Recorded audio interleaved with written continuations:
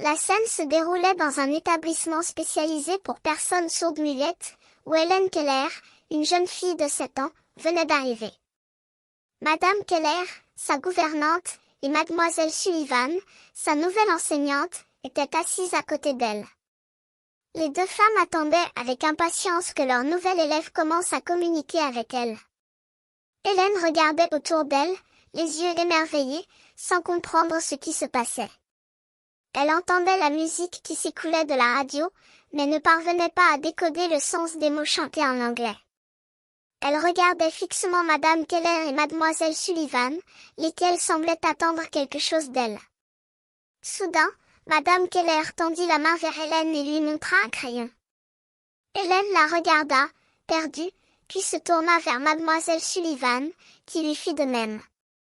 Hélène regarda le crayon, puis les mains qui le tenaient. Elle essaya de les imiter, mais ne comprit pas ce que cela signifiait.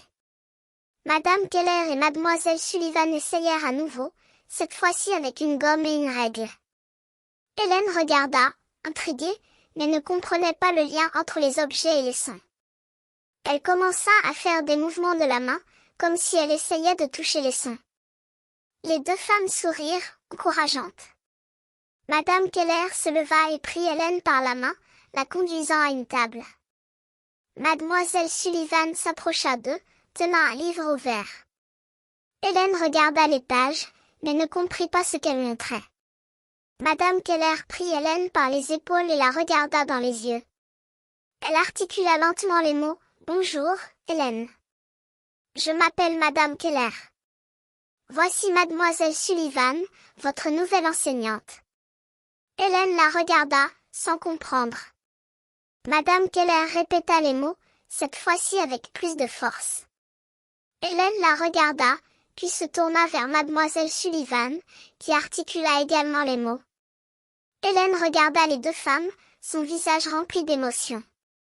Elle essaya de répondre, mais ne put que regarder les lèvres des femmes qui articulaient les mots.